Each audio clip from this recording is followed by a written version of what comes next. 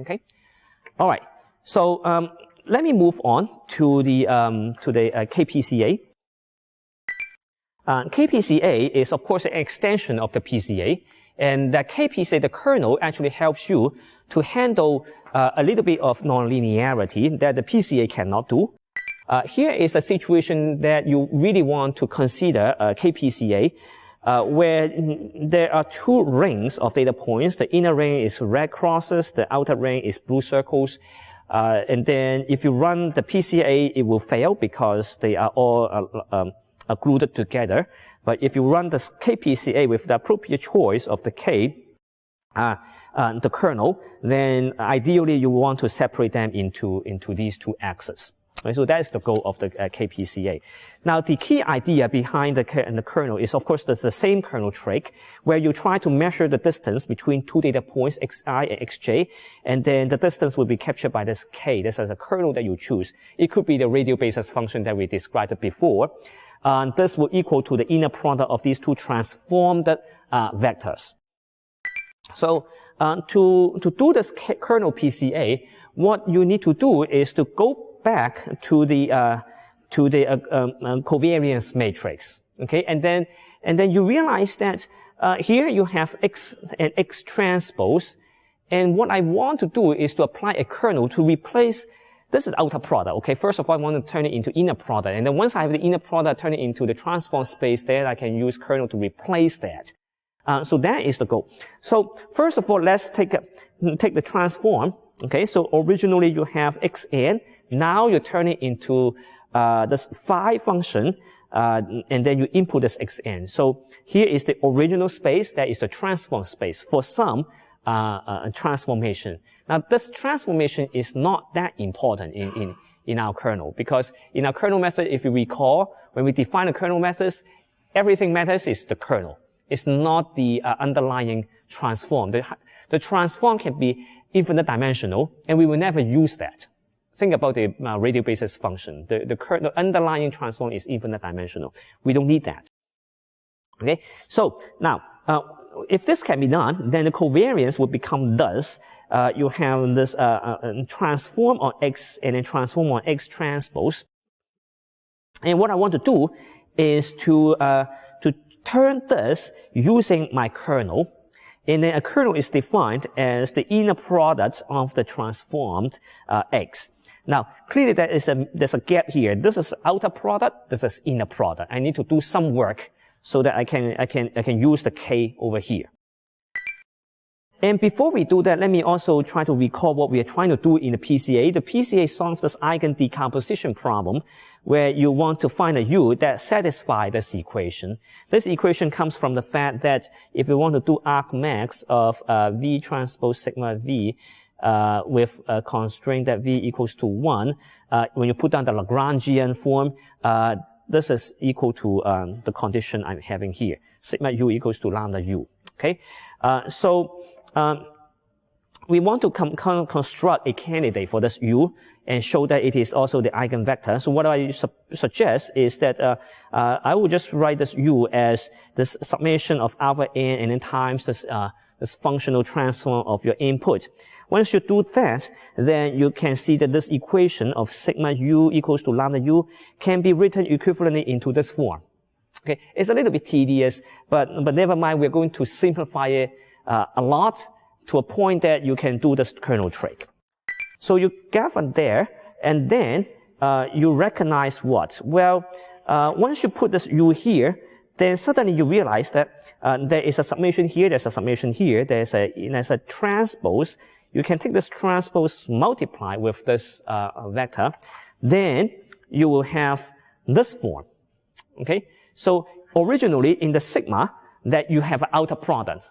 But because you are solving a PCA equation, you're solving this eigen decomposition equation, you don't just look at the sigma matrix. You actually look at the vector matrix multiplication product. That will give you this expression. And if you look at this expression here, you will have the inner product. An inner product that you can replace it by the kernel. So, this equation is equivalent to what I have here. And then since this is the inner product of the phi's, I can replace it by the kernel. Therefore, this guy will become, this is the kernel, you apply kernel to xn and xm.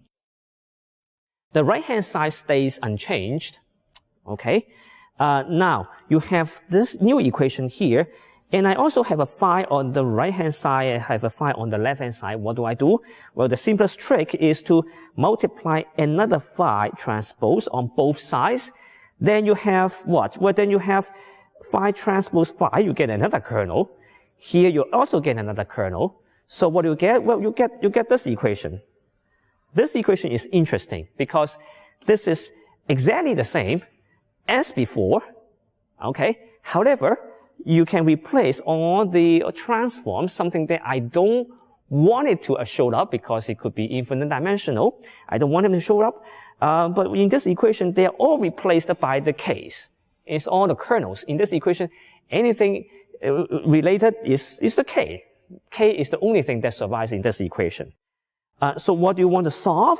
Well, k is a function depending on your input data. So once I give you the data, I tell you the kernel, you can construct this k immediately. So the k's, they are known, they are fixed.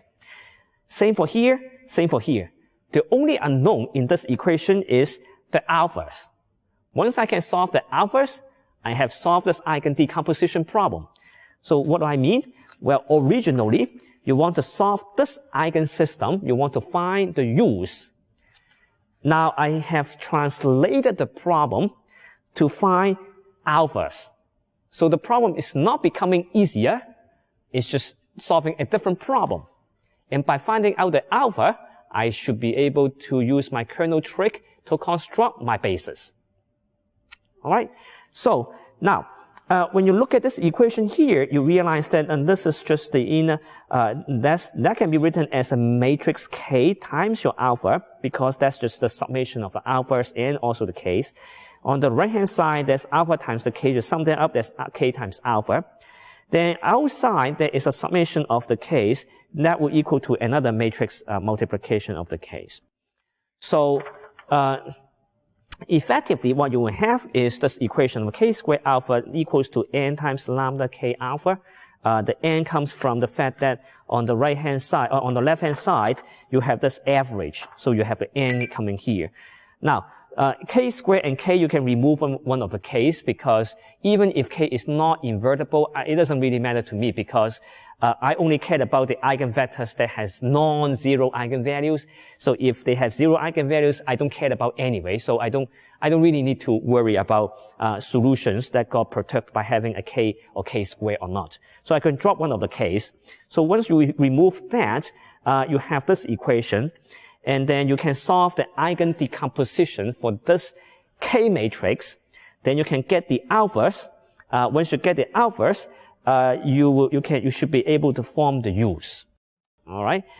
So what is the K? Well, the K is just this inner product. Okay, so the ij component of the K matrix is this inner product. Now, finally, what we want to do is, of course, I want to find a low dimensional representation of my vector. So if I give you a x, what would be the corresponding low dimensional representation? So you dump this x into this transform, you calculate this u, going through a little bit magic, but at the end of the day, what you have? You have this expression. The alphas has been determined by solving the eigensystem already. So the alphas are known. So once you give me a new data point, I just put this data point into my kernel function, and then I form this linear combination. Then I will get my representation. So effectively what we are doing is that you have all these alphas. Alphas, you have a lot of these alphas. Okay? So you get the alphas here, and then the case would be you have a new data point, you plug this new data point into your kernel, radial basis function, for example. You calculate the inner product with all these training data points, that will give you a vector of n numbers. Now, this alpha, you will have a matrix of alpha. Where does it come from? Because one alpha will correspond, so one row will correspond to one dimension, and each row, each column will correspond to one training point. Because for every training sample, it's kernel method, so it's localized. So for every training sample, you will get an alpha. So then you have a matrix alpha. Then you just take this a matrix vector multiplication. You will be able to get your low dimensional representation. Okay, so it's a little bit complicated, but then if you sit down and you try to program it a little bit by yourself, you realize that it's not that complicated. What you need is that you give me the kernel, okay, and then I put all my training data point into the kernel, find the eigenbasis, and then when I try to do the projection, I will do the projection in the kernel space. Then I can get the coefficient in the kernel space. So here are two examples. This is the original data.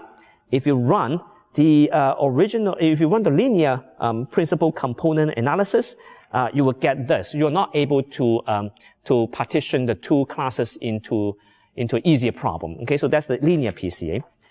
If you choose a kernel PCA with a polynomial kernel, then you can sort of classify the blue crosses and then the red dot into a diagram like this. And magically, if you choose the radial basis kernel, like the Gaussian function, then you can sort of divide them into the two different classes. Okay? So anyone who's interested in looking into the details of this experiment, you can read this paper that was published about several years ago. All right, so here is the reading list. Okay, so we have PCA tutorials and then some discussion of why we should remove the mean or not. And then there were also some discussions on the kernel PCAs. All right, so when we come back next time, we will talk about deep neural networks. Okay, so getting features using deep neural networks. Thank you.